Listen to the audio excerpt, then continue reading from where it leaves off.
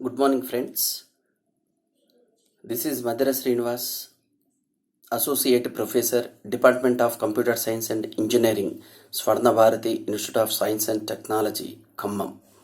So, today we are going to discuss about functions.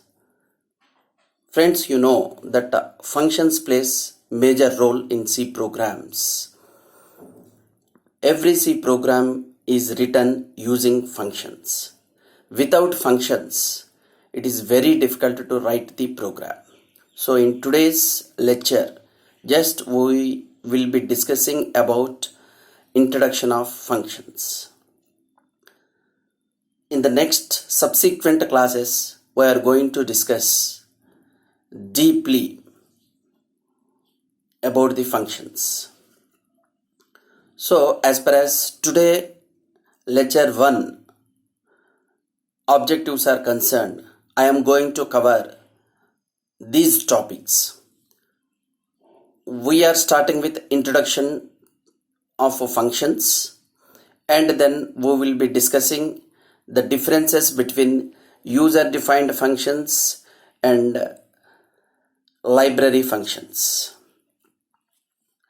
Then we will go for what is the need of using these functions in programs, and then we see about the multifunctional programs and some of the terminology used in the functions, and then we are going to discuss the implementation of functions.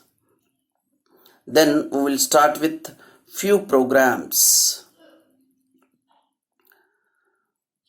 So these programs will give the idea of writing programs in C using functions. Then I will give some programs to you for practice. By looking at the sample programs, you are coming to know how to write the programs in C language using functions. And these practice programs, if you practice, you will get confidence that I can write any program in C using functions. Then I will be giving to you some assignment questions or important questions which you are supposed to submit by tomorrow. So let us start with introduction of functions.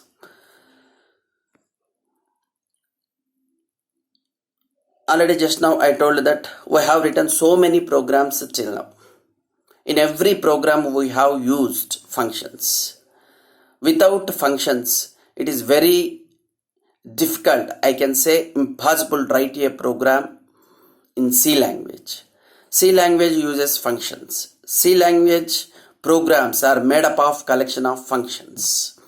So till now we have used most popular functions like main, printf, scanf, return function, exit function, and some of the string handling functions like string concatenation function, string copying function, string compare function, string length function, and some of the character oriented input functions like get char function, get ch function, get ce function, get ch functions. All these are the functions that we have already used in our programs. So by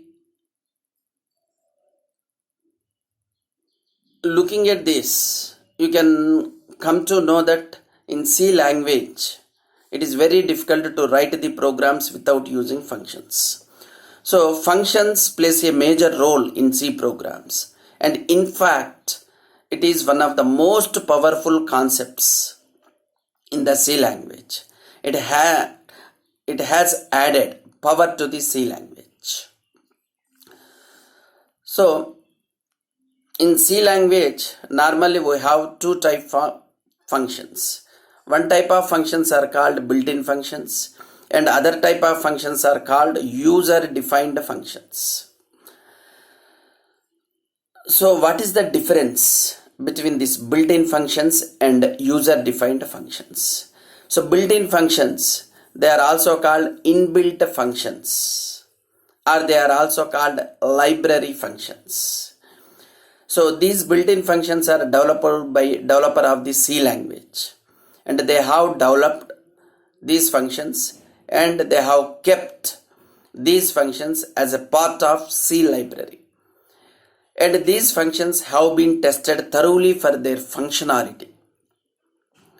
So it ensures that they work efficiently, they work accurately for the purpose for which they are designed. And the second category is user-defined functions. So user-defined functions are intended to be developed by the users. User, based on the problem he is going to solve, he may identify some of the functions. And the code for these functions should be written by the user. And the user is developing these functions. So therefore user, after developing the functions, he need to test that function. He need to identify the errors, identify the bugs in the function to ensure that these user defined functions are performing well as per as the task for which they have been developed. So that is called a user defined function. User defined functions are developed only by the users. Built-in functions, they are already developed and kept as a part of C library, so that anybody can make use of these functions in writing the programs. User-defined functions are developed by the users, and these user-defined functions will change from application to the application, problem to the problem solved by the user. Okay, and these user-defined functions are developed by the user, so only that user who is developing these functions is knowing the user-defined functions. Now, let us see some differences between these built-in functions and user-defined functions. So both functions we are going to use in our programs. So one side I am writing built-in functions and other side I am writing user-defined functions. So already I gave explanation about built-in functions. So built-in functions are already developed and kept in library by the developer of this C language. And user-defined functions are developed only by the user. And other differences already we discussed. User-defined built-in functions are already tested for their functionality. So therefore they ensures that they work properly when they are used in the program. So everybody will be getting confidence that when they use built-in functions, definitely they work properly and they perform their task. And user-defined functions are being developed by the user based on the problem the user is solving. So therefore these functions are not tested.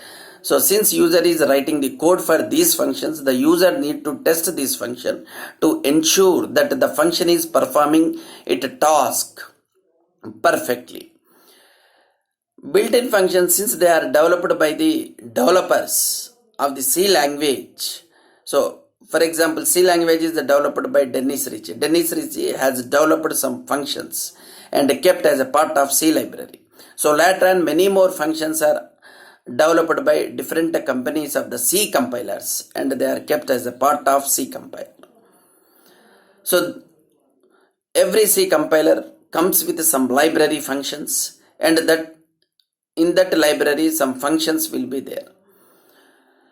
And user-defined functions, they are not coming along with the compiler because these are being developed by the user based on the need when they are working with the C programs or C compilers. Okay, so you cannot find user-defined functions within the library of C language. And since these are the library functions, they are coming with the compiler, the persons, means the programmers who are writing programs in C, they are knowing these library functions. Everybody knows library function. And user-defined functions are created by you. So therefore only you know about user-defined functions. Now So these are the basic differences, and this is most important. As you have to remember what is library functions and what are user defined functions. Library functions means built-in functions or inbuilt functions. So different names are there: built-in functions, library functions, inbuilt functions. So all they give the same meaning. User defined functions means functions which are created by you. They are called user defined functions. So these are the differences between built-in functions and user-defined functions. And both functions we are going to use in our programs. Now, see what is the need for these functions, especially user-defined functions in our programs.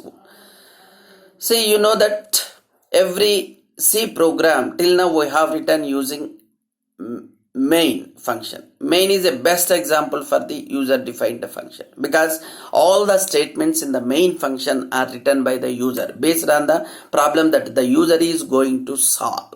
So based on that the user requirement, user is preparing the set of statements for the main function. So therefore main comes under user defined function. And every C program, you know that it is having one main function. And if you are writing programs using only main function, you will be having some disadvantages, because till now we wrote programs only to solve simple mathematical problems.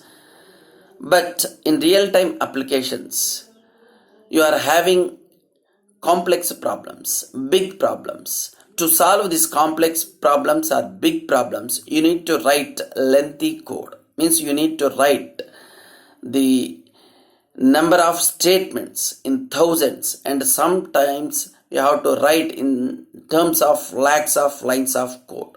So when you are using only main function to write programs to solve complex or big problems, automatically the program size is being increased. And once program size is increased, you know that the program becomes very complex. Program becomes complex. You cannot understand the program, and it is very difficult for the user to follow what is happening in the program. It is very difficult to the user to keep track of flow of the data in the program, and it is also difficult to the user to identify the faulty locations, means the locations where errors are there in the program. And it is also very difficult for the user to debug the program, to identify some logical kind of errors. So for that purpose we will debug the program. So debugging is also very difficult. Means if any logical error is there in the program, since you are having thousands lines of code, it is very difficult for you to identify the mistakes or bugs in your program. And it is also difficult to you to manage the program. So, and these are the some of the difficulties in writing the programs using only main function. So therefore normally when we are writing programs using user defined functions, what we will do is the problem which we are going to solve, so that problem we will be dividing into a number of manageable sub problems, and for each sub problem we will write the code independently. And these the code for which we are writing the programs for sub problems, these programs are called sub programs. Means the large program is broken down into a number of manageable sub programs, and each sub program we will develop independently, and each sub program will be tested for its functionality thoroughly by the user.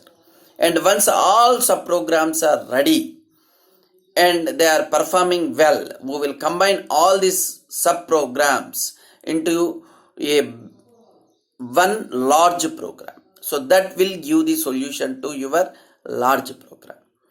So these subprograms in C language, they are called functions. Subprograms are called functions. Subprogram means what? A big program which is broken down into many small independent programs. Each independent program is called a function or subprogram. In C language, we are calling each independent small program as a function. It means a big program in C language is divided into a collection of small functions. So what is the advantage that we are getting by dividing this lengthy program into a number of manageable functions? So one is the length of the program is decreased. How the length of the program is decreased? So this happens because when you are solving a big problem, sometimes there is a need to perform repetitive actions at different parts of the program.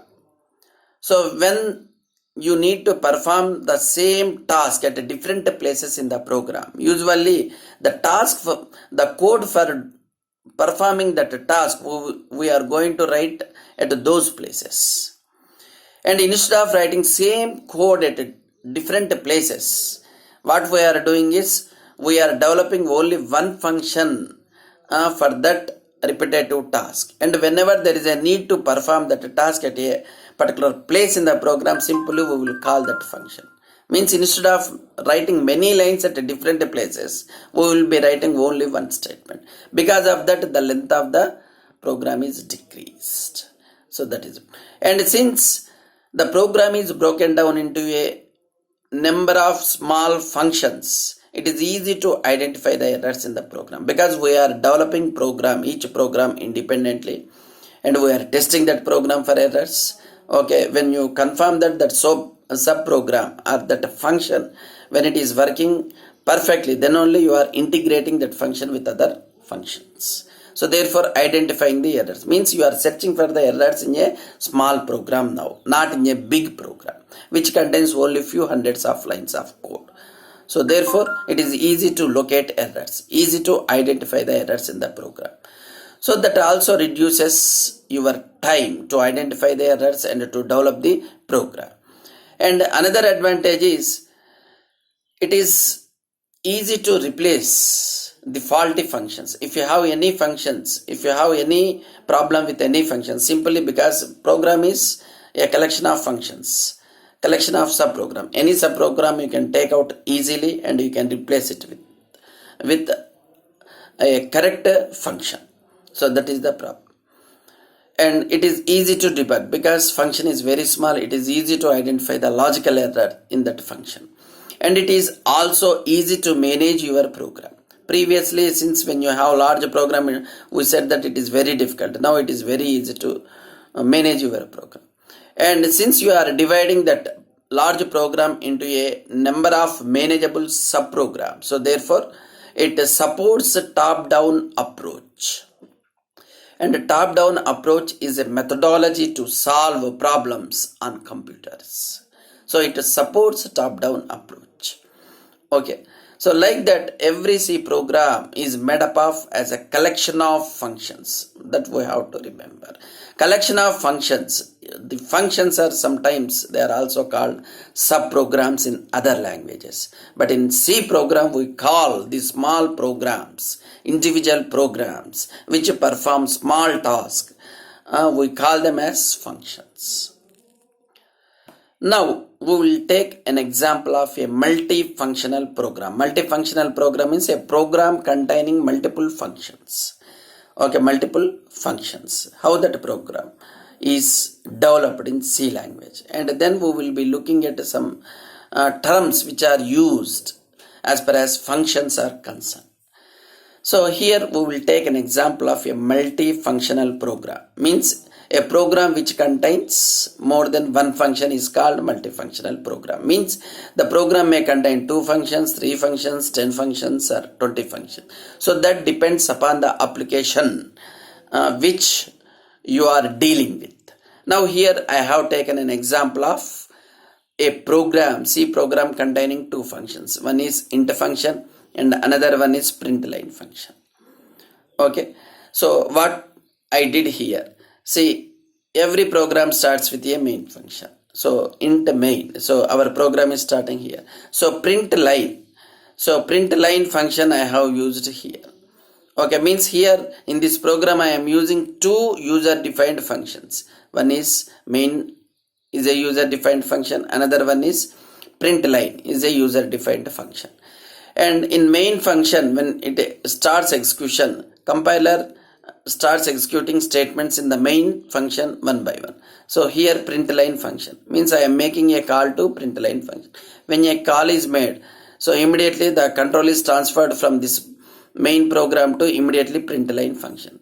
So what is the job we have assigned here to the println function? Inside the println function I have used some variable, integer variable I, and it is used as a loop control variable, and I value changes from 1 to, here it is written wrongly. Okay, so actually it is suppose say some value 40. This is n is wrong. So here you need to have value I is less than or equal to n. So means I is changing from 1 to n. So 1 to n. As long as I is changing from 1 to n, so it executes a statement printf. In that printf statement, what I am instructing the computer? I am instructing the computer to print a hyphen. So 40 hyphens are printed one after the other. Means it is looking like a line. So therefore I named this function as print line. Means whenever this function is called, it is going to print 40 hyphens one after the other. So it appears like a line. So whenever it is called println function, so automatically it prints a line containing 40 hyphens. So when you look into that, it appears to you like a line. So once this println function is called here in the first line of the main function, control is transferred to the println function and it prints a line, and then automatically control is coming back to the main function. There you are instructing the computer to display on the screen this string. What is that string? String constant. This is an example. So that is after displaying the line, it prints a string constant. That string constant is, this is an example. After that, what you are having, again you are making a call to println. So again control is transferred from main function to the println function. There again it will print another line, and then control is transferred coming back to main function. In the main function, the leftover statement is only return 0. So like that we have used main function and println function. Both main function and println functions are user defined functions. So this program contains two user defined functions.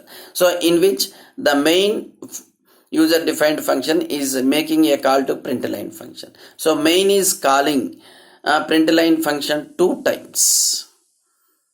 Okay, 2 times. Means a function is calling other function to perform some task. So when main function is calling println function, what println function is doing? Println function is printing a line.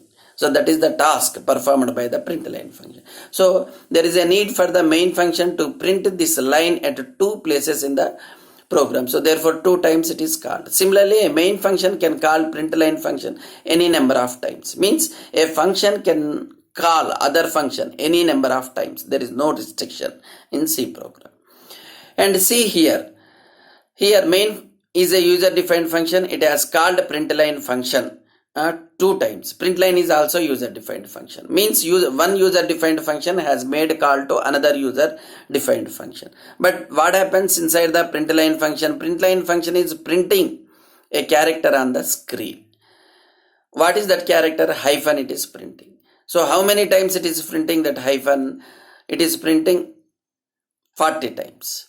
To print hyphen 1 time, it is making a call to printf function. Here this function is also written wrongly. It is printf function.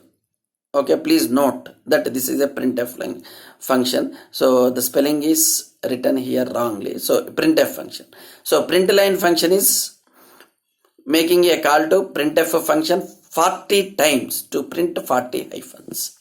Means println function is making a call to library function. Printf is a library function. It is defined inside stdio.h in library. So println user defined function is making a call to library function printf. How many times it is calling? Print line function is calling library function printf 40 times. So that's what there is no restriction. A function can call other function any number of times. Here a user defined function can make a call to another user defined function, or a user defined function can make a call to library function any number of times. There is no restrictions. And a C program can have any number of functions, any number of user defined function. Here we have taken only two user defined functions. One is main function and another user defined function is println function. Okay, so only two user defined functions we have taken. You can have any number of functions. There is no problem. So here you can take one example when this program is executed. Just now whatever program we have seen. So it is in the first call it is printing one line, and then main program is printing an example. After printing this string constant, again it is making a call to println function which is printing another line. This is how this program output is coming. And then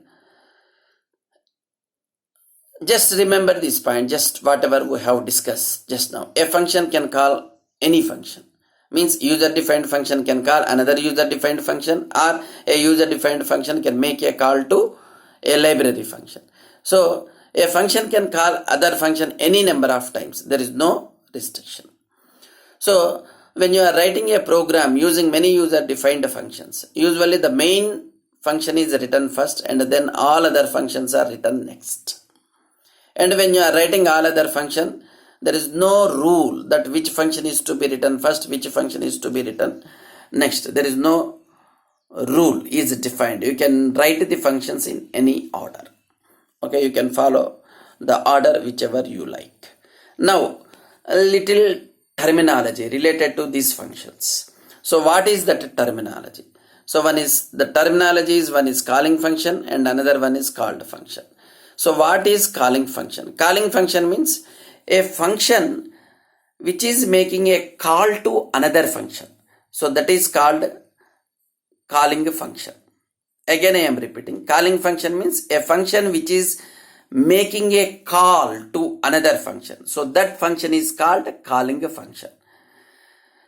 So in the previous example, main user defined function is making a call to println function. So therefore main function is called calling function because it is making a call to println function. What is called function? Now, called function means it is a function which is called by other function. Means in the previous example, println is a function which is called by main function. So therefore println function is called function. So means main function is called calling function, println function is called function.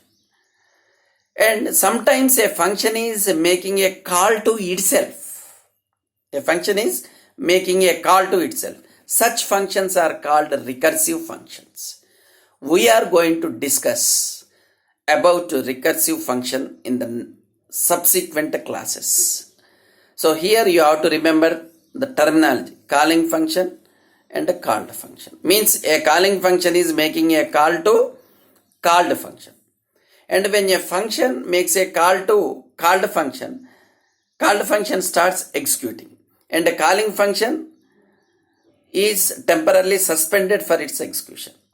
Control is transferred from calling function to called function. And the called function executes. And when the called function terminates, then control coming back to calling function. Then calling function resumes its execution.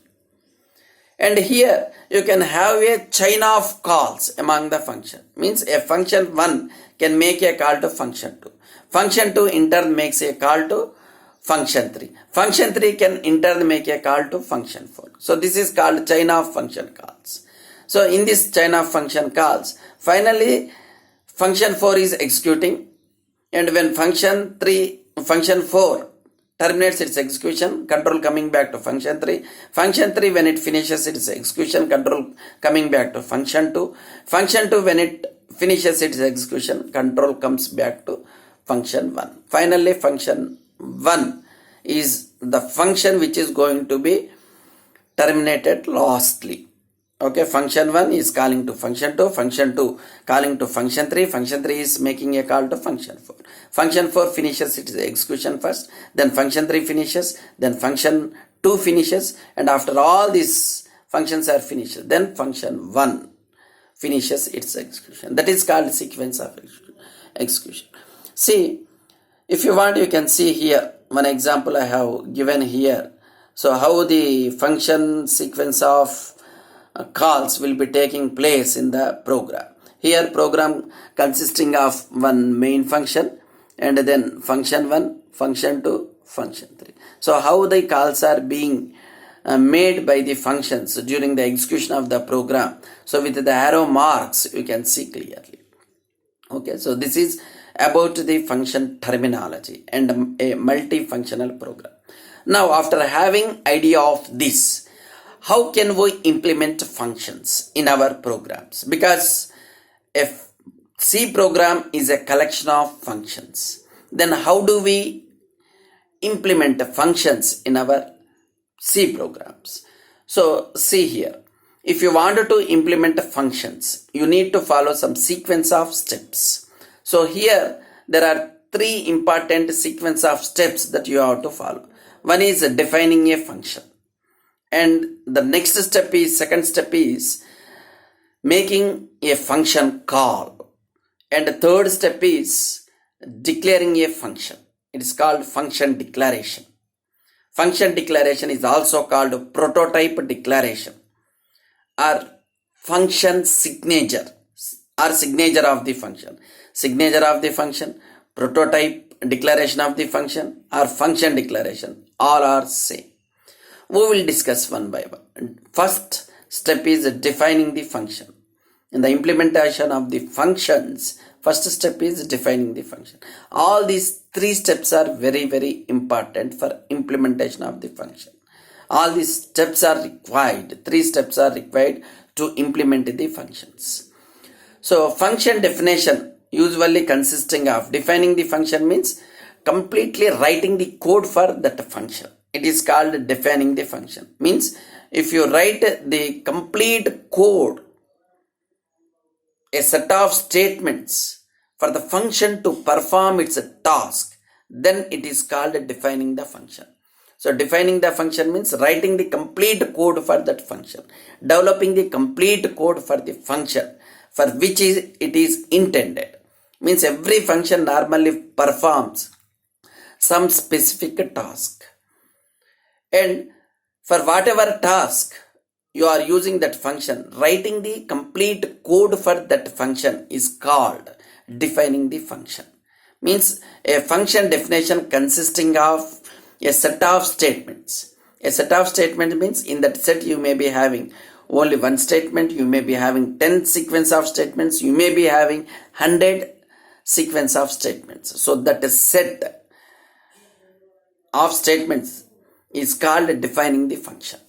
Okay, so function definition means developing the code for the function to perform its task. It is called defining the function. And the function definition normally consisting of 2 parts. What are the 2 parts? Function header and then function body. Function header and function body.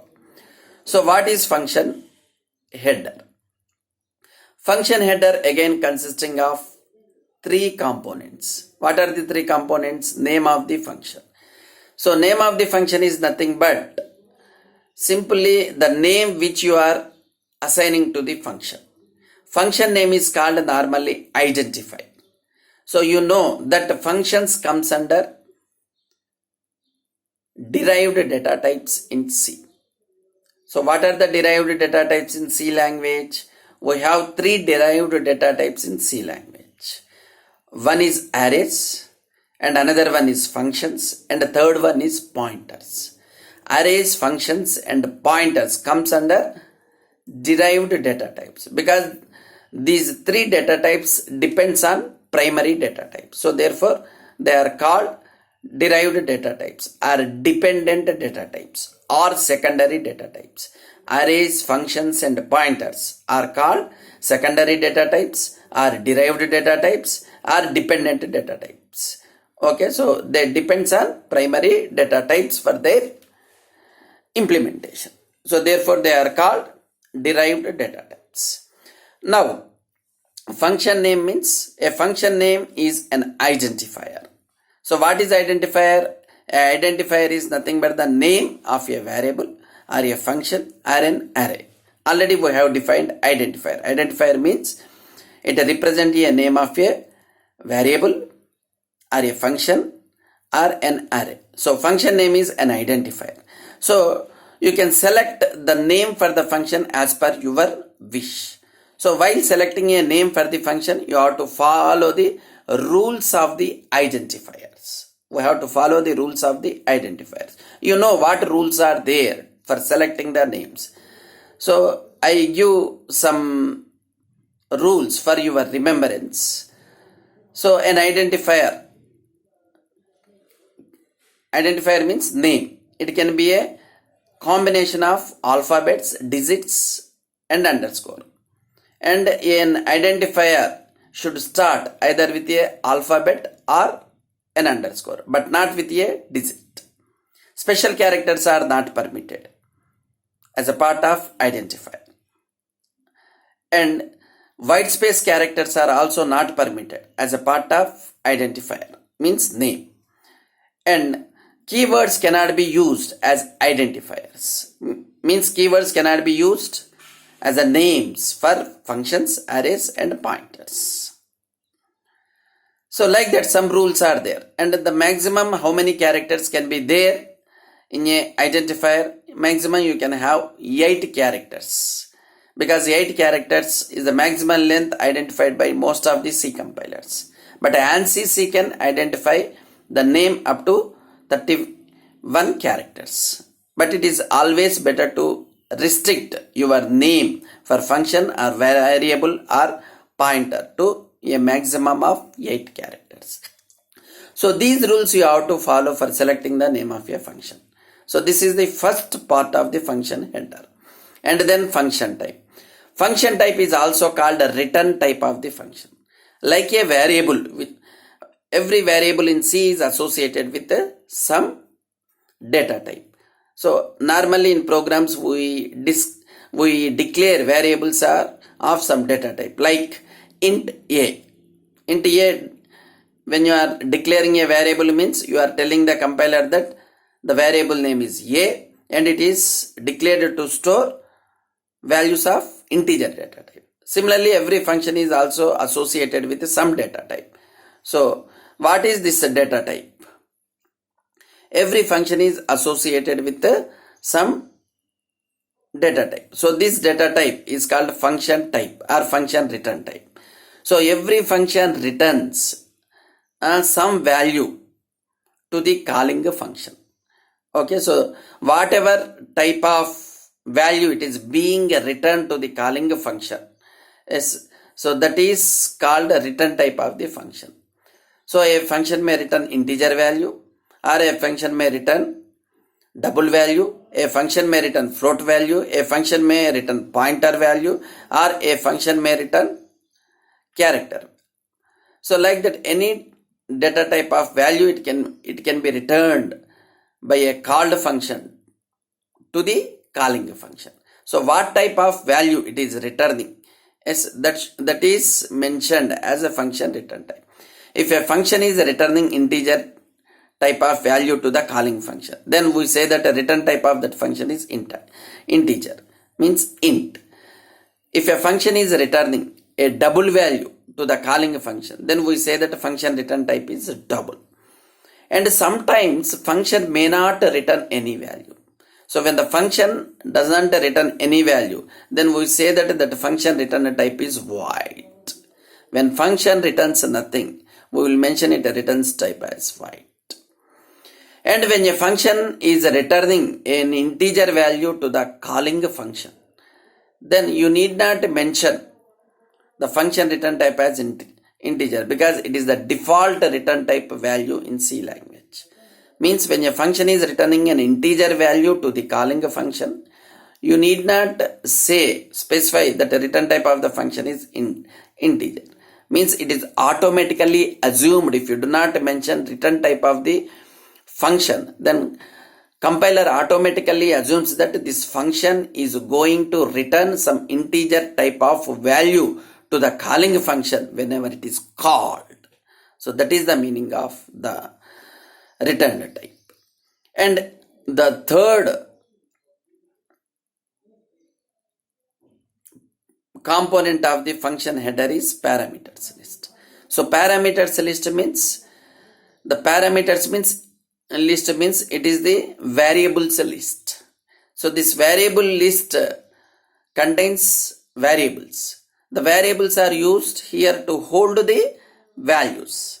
So means the parameter list contains a variable names. So these variable names holds some data values, and the function will work with these data values. So means parameter list will serve as a input to data to the function, and the function is going to work with these data values and performs some operations on the data, and then it generates some result to the calling function, and that result is returned back to the calling function. So that parameter. So usually a function receives some data as input from its calling function.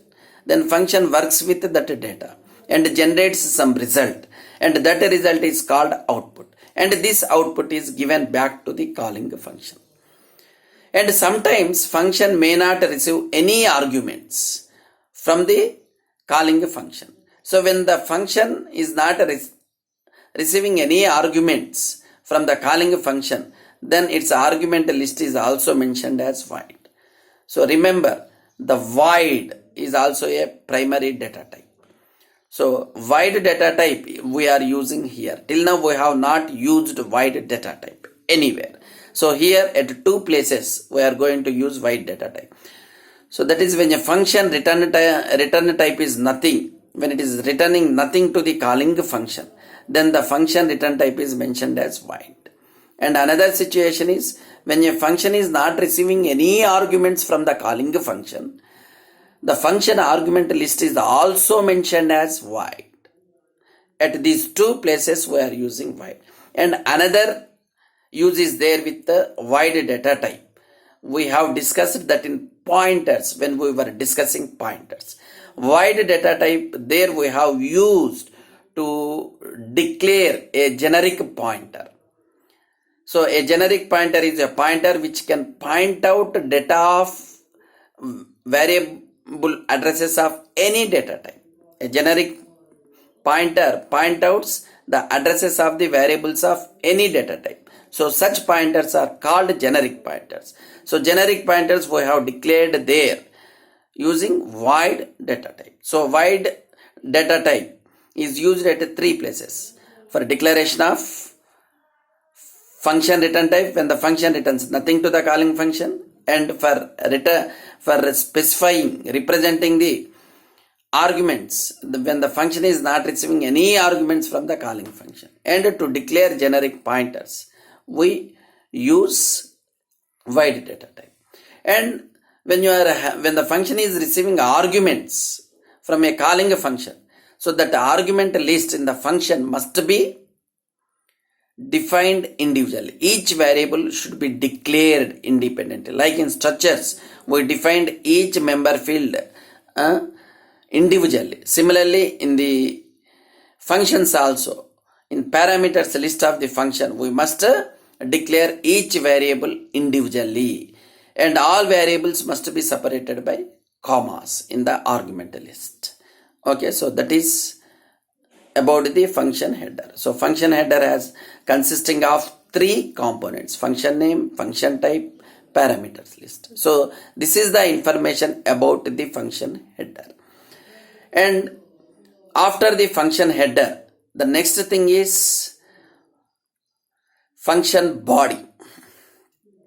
So first, before going to the function body, let us see an example how a function header is look like. See here, function name is sum, and its return type is mentioned like this. Integer is the return type of the function. Means there is a syntax for defining the function header. First you are having function return type followed by function name and then parameters list. So parameter list is kept inside parentheses. So means what is the syntax? The syntax I have not written here. So first is function return type and then function name followed by a argumental list, parameters list. So parameter list is also called arguments list. So argument list or parameter list of the function header contains variables. Here two variables are there, a and b. So see, each variable is declared independent, int a comma int b. So combined declaration we have not used, like int a comma b we have not declared. A is separately declared and b is also separately declared. Okay, that is another example. So here function name is multiplication, means this function performs multiplication and its return type is float, means whenever multiplication function is called, it returns a float type of value to the calling function.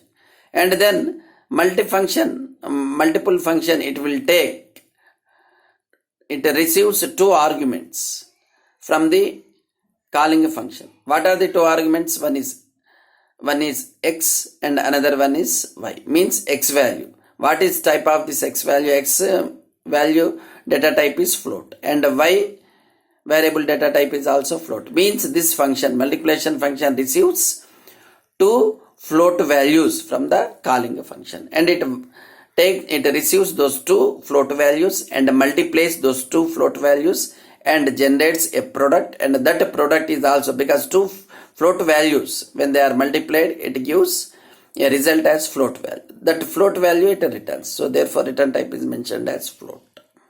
And third function you see, display function. Function name is display. It receives only one argument from the calling function. So what is that argument? So integer type of argument. So it receives only one integer type of argument, and usually what this display function does, display function displays what is the value that it has received from the calling function on the screen. Means it is not, display function is not going to return any value to the calling function. So therefore its display function return type is mentioned as void. So means here we have used void. So if the function is not taking any arguments, it is not receiving any arguments from the calling function, then here inside parentheses we will declare the argument list as void. And all these arguments which are mentioned inside the parentheses, they are called formal argument. You have to remember that. Formal argument means it is the parameters list enclosed in the parentheses in the function header.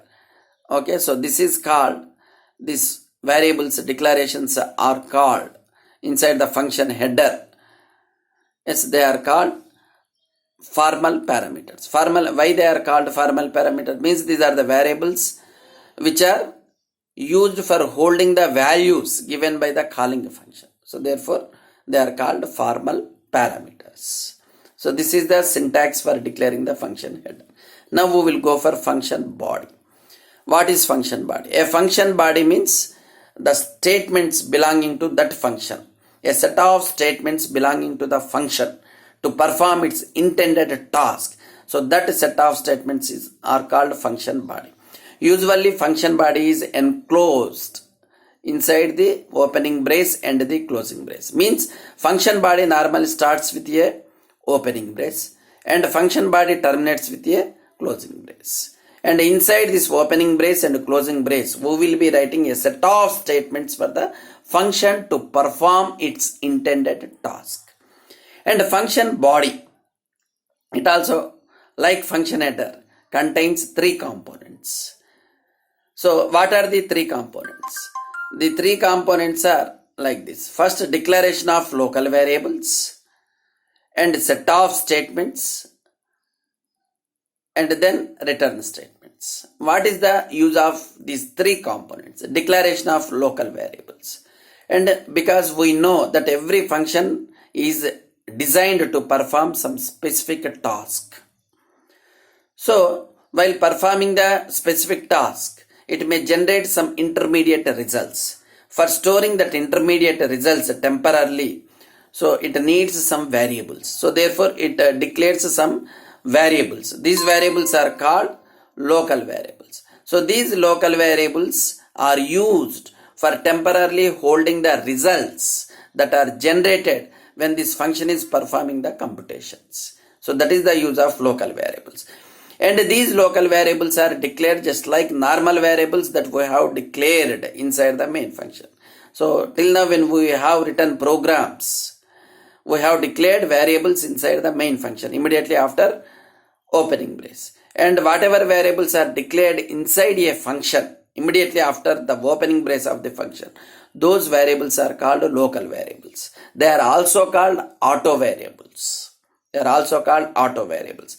Why they are called auto variables means these variables, they get life, means they are being activated when that function starts executing. And these variables will be terminated when that function terminates. Okay, so it means the local variables are the variables which are declared inside the function immediately after its opening brace. They get life when the function starts execution, and they are being terminated when the function execution is over. So those variables are called local variables. Local variables are used by the function for temporarily holding the results that are generated during the computations. Then, following the declaration of local variables, and here see, the local variables may be there for some functions and they may not be there for some other functions. So that depends upon the task performed by the function. If the function is performing some computational processing, and if it wanted to hold the result temporarily, then it may use local variables. Otherwise, it may not use local variables. And sometimes we write the functions whose job is only to display the information that it is receiving from the calling function. It receives the information from the calling function and immediately it displays on the screen. So in that case, the function is not going to use any local variables. So like that, local variables will be there for some functions and it will not be there for some functions because they are optional. That depends upon the task performed by the function. Then set of statements. So these set of statements means normally this is normal C language statements. So they are written to make the function to perform the task. Means whenever this function is called by a calling function, immediately the set of statements which are written inside the body of that function, they are going to be executed. When they are executed, automatically some task is performed by that function. So set of statements are written to make the function to perform its intended task. So that is the use of set of statements. And then return statement. At the end of the function, means before that function is going to be closed with a closing brace. Before the closing brace, we will write the return statement. So that return statement is used for returning some value back to the calling function. So calling a function, when it is making a call to the called function is getting executed. It performs some operations on the data and generates some result, and that result this called function must give back to the calling function. So how the called function is giving result back to the calling function? So that is through the return statement. A return is a function, predefined function, means built-in function, library function, which is used by the called functions to return a value to the calling function. Using return statement, it is possible to return only one value by the called function to the calling function. So return statement is used by the called function to return a value to the calling function. See the importance of return statement. So return statement is used at the end of the function to return a value to the calling function. Means before a function is going to be closed, and so we will write a return statement to return some value by that function to the calling function. And this return statement can be written in two ways. Simply you can write the return statement or return in the parenthesis, you can write some expression. So this expression means exp means it stands for an expression. So in the place of that expression, you can write a variable, or you can write a constant value, or you can write an arithmetic expression. So whatever you write, suppose if you write variable, the content of that variable is returned to the calling function. Suppose if you write a constant value, means a value 10, a value 20, or a value 0. Yes, if you write that value 0 is returned to the calling function. And if you write any arithmetic expression, yes, then the arithmetic expression is evaluated first, and finally whatever result is produced by that arithmetic expression, that is returned to the calling function. And when the function is not returning any value to the calling function, simply we will write a return statement. So means there is no parenthesis, simply return followed by semicolon. So this tells that this function is not returning anything to the calling function. Then why in this case, when the function is not returning any value to the calling function, using return statement is optional. If you use return statement, it simply says that the control is to be transferred from this function back to the calling function. If you do not use return function, automatically a return function is assumed at the end of the function by the compiler. Automatically it is assumed, and the control is automatically transferred back to the calling function. Means when a function is not returning any value to the calling function, return statement is optional at the end of the function. So that is the use of return statement. So this is about the function header and the function body. So function definition consists of function header and a function body. In the function header, you are having three components: function name, function type, parameters list. Parameter list is also called argument list. So these arguments are called formal argument. And then function body. Function body also consisting of three components. What are the three components in the function body? Local declaration of the variables, which is optional, and a set of statements. These are written to make the function to perform its intended task. And finally, a return statements. Before a function is going to be terminated, we will write a return statement there to return a value to the calling function, or to transfer the control back to the calling function when the function is not returning anything. Okay, so this is about function definition. This is the first step in implementing the function. And then what is the next step? Function call. What do you mean by function call? So function call, nothing but invoking the function to perform its intended task is called function call. Means a function to perform its task, you must call that function somewhere in your program. So normally there is some function, usually a main function will make a call to other function. So therefore main is called calling function and other function is called called function. Okay, so every function should be called somewhere by some function. So then only that function is getting executed and it performs its task and produces some result.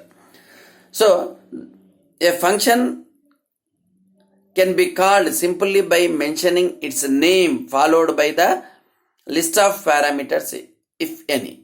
So means how a function is called. If you wanted to make a call to a function, simply you have to call that function by using its name. Suppose a best example is if you wanted to call your friend, how do you call your friend? Your friend is called by using his name. You are calling your friend. Once you call your friend, immediately he will respond by doing some action. Similarly, a function is called by its name. And when you are making a call to a function, if the function is expected to receive any arguments, you must pass that values to the called function. Then called function will be getting activated. It starts executing and works with that input data that you have given and generates some result. And that result may be given back to you, or sometimes it is directly displayed on the screen. That depends upon how you are implementing that user defined function. So when a function is called, automatically the control is transferred from the calling function to the called function. Means when the control is being transferred, the calling function is suspended temporarily for its execution at that statement. At the function call statement, automatically its execution is stopped temporarily and it is transferred to the called function. So now since control is coming to the called function starts executing. Means called function will get life. It is getting activated. And then all the statements in the called function will be executing. And they are performing some task. And after performing the task, it generates some result. And that result may be given back to the calling function or it is sent to the screen. And then automatically function will be terminating. So after the called function is terminated, the control is sent back to the calling function. Then calling function resumes its execution. This is how the function is executing. See, here we wrote one example for function call. So this is a main program. It is declared with three integer variables x, y, z, and we are reading values of x and y from the user. And we are making a call to the function by using its name.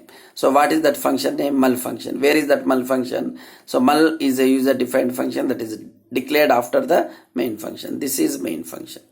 So this is the opening brace of the main function and main function is closed here. And after closing the main function, we have defined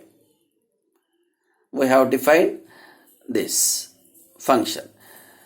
Mul user defined function.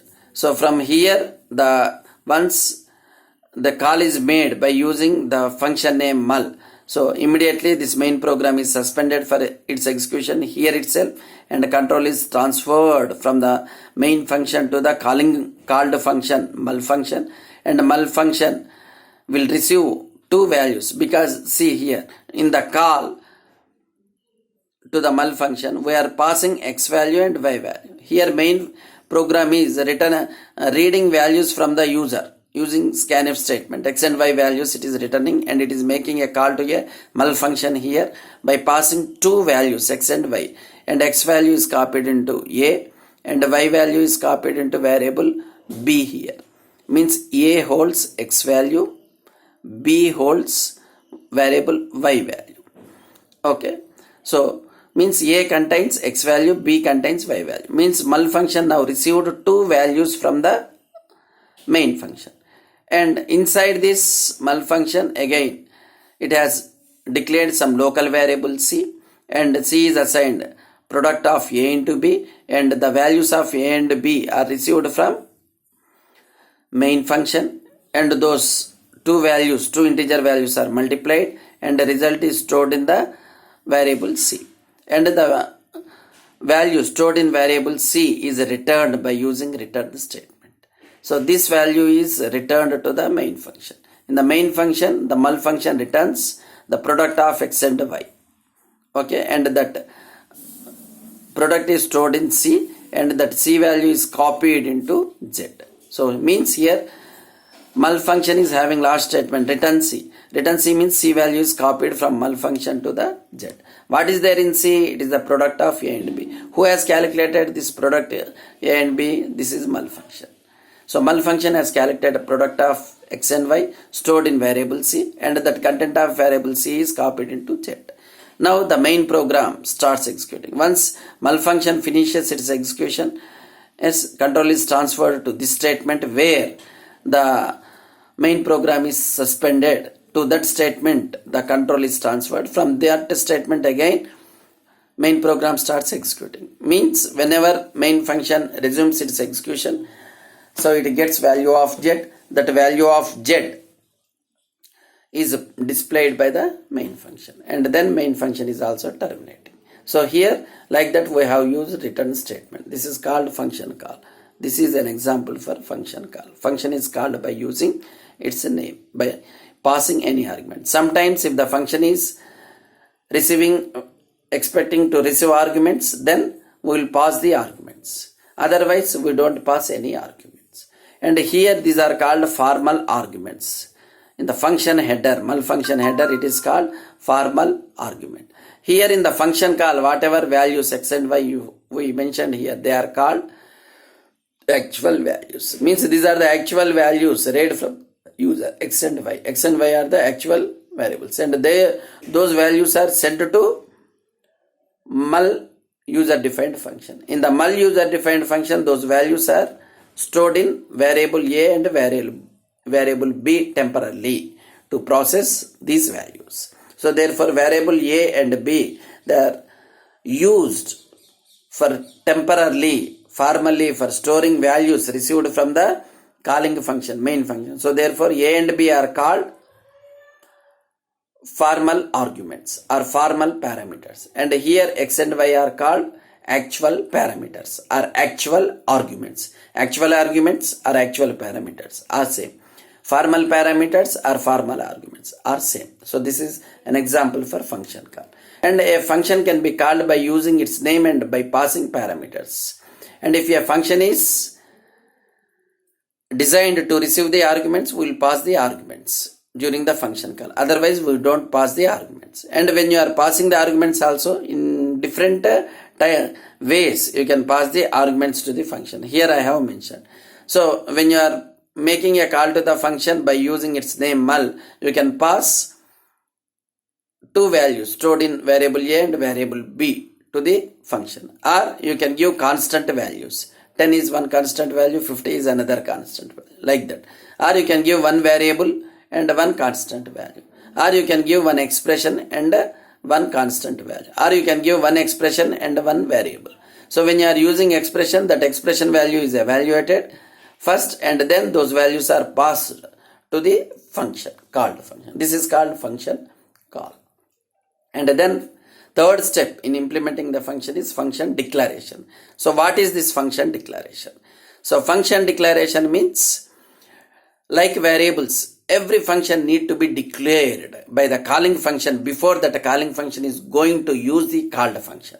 Means calling function must inform the compiler about the function it is going to call in the program.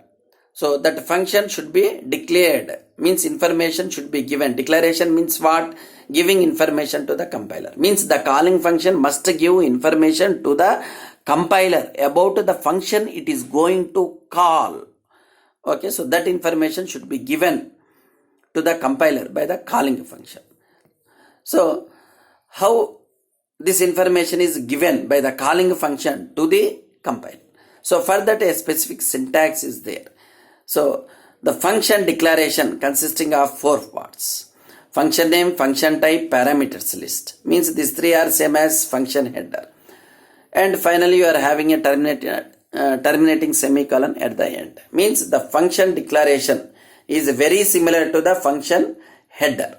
Function declaration is very similar to the function header, except that in the function declaration you are having a semicolon at the end.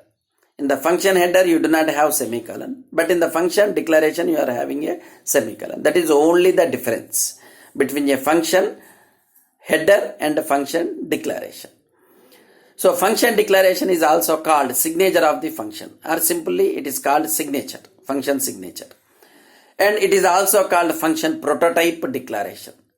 Prototype declaration or function signature or signature of the function or function declaration, all are same.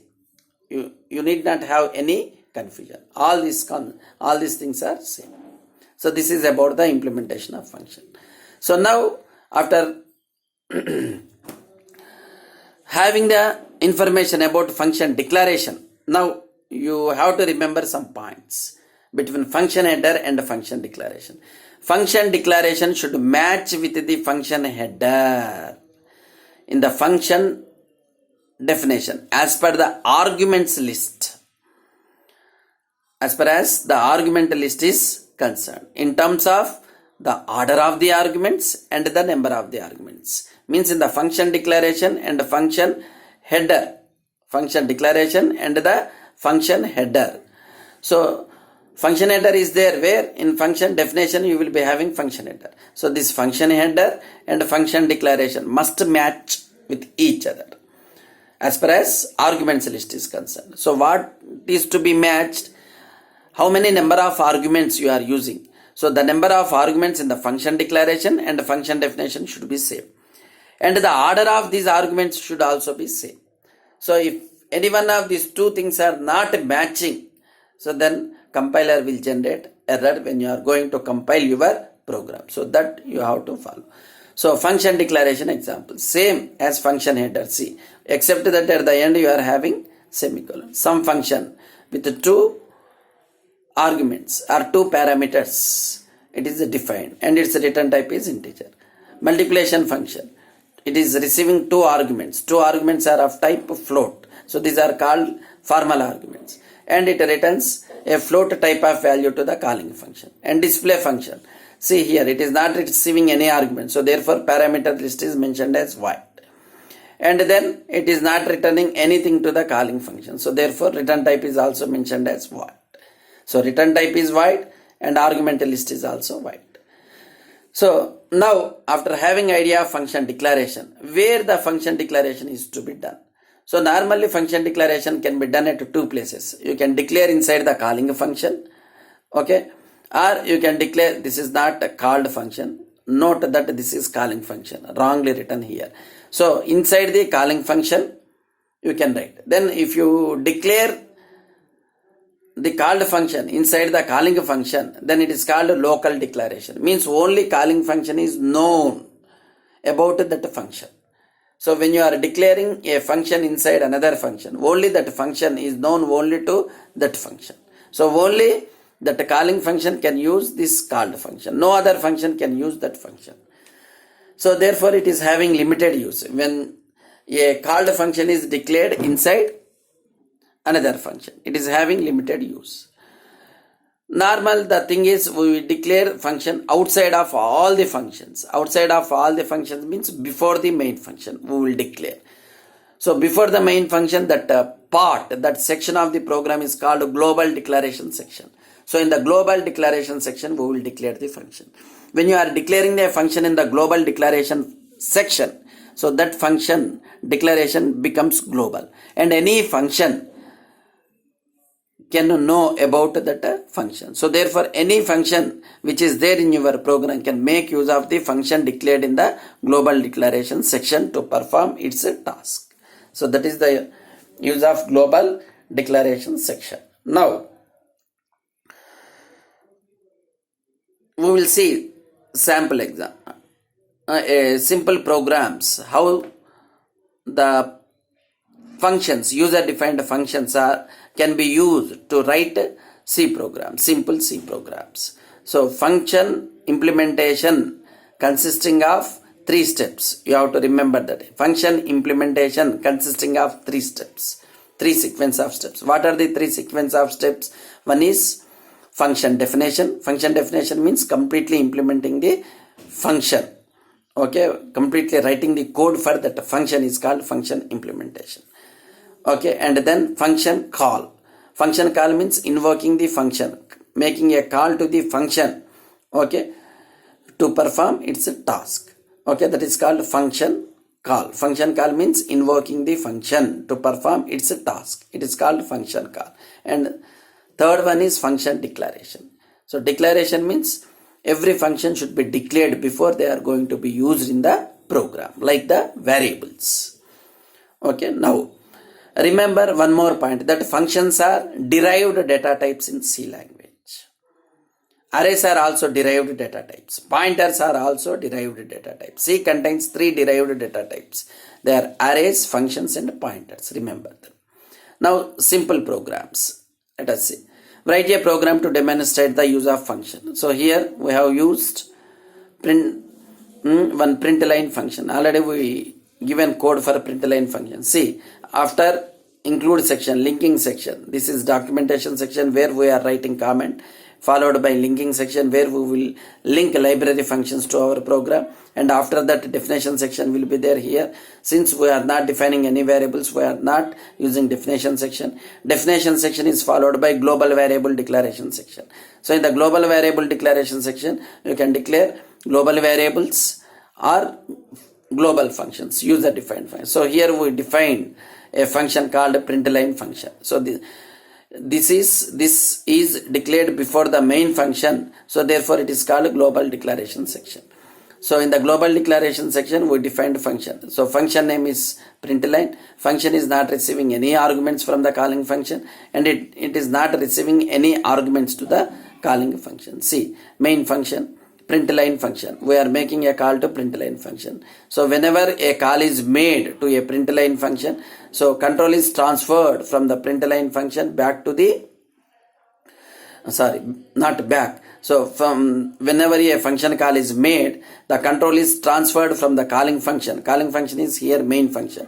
From the calling function, it is transferred to the println function, and the println function is getting executed. What is the job of println function? Just to see, println function will print 40 hyphens. Here also it is written as n. It is not n. So you must write it as a value 40 in the place of n. So 40 times it will print a hyphen, means it is just printing a line. So once its job is over, return statement is written at the end of the println function. Return statement transfers the control back to the main program. So main program suspended its execution here, and from there again it resumes its execution. Then control coming back to main function. In the main function again printf statement is executed. This is an example.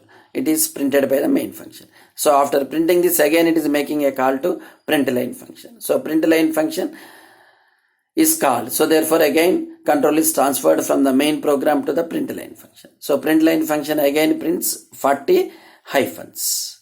Okay, and then control is transferred back to the main program. In the main program, control comes here again to the println statement, and from there it starts executing. And the next statement in the main function is return statement. So return statement is also terminated.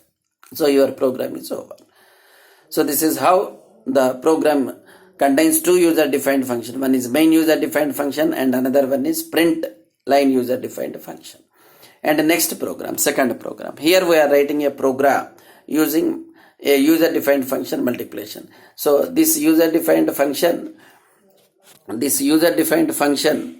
is taking two arguments. So what are the two arguments that it is taking? So one is multiplication function. In the multiplication function, it is taking two arguments. So what are the two arguments? They are the two integer arguments, and it will multiply these two integer arguments, and then giving back the result back to the program. Okay, so giving result back to the main program. So see here, main function.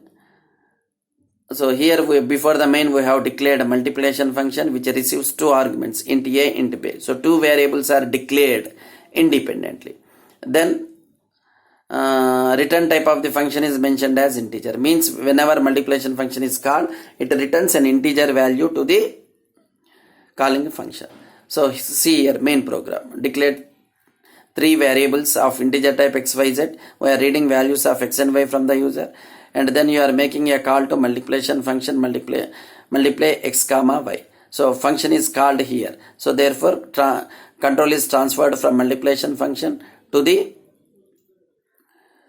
called function multiply function. From the main function, control is coming to the multiplication function. The multiplication function, inside this it is using a local variables. So it is multiplying a and b values and storing that result in C. What values are there in the variables a and b? A gets the value of x, b gets the value of y. Already we discussed previously. So x and y values are now multiplied, and its product is stored in C. And this multiplication function is returning a value stored in variable C back to the main program. Now control is coming back to the main program once mul function is over.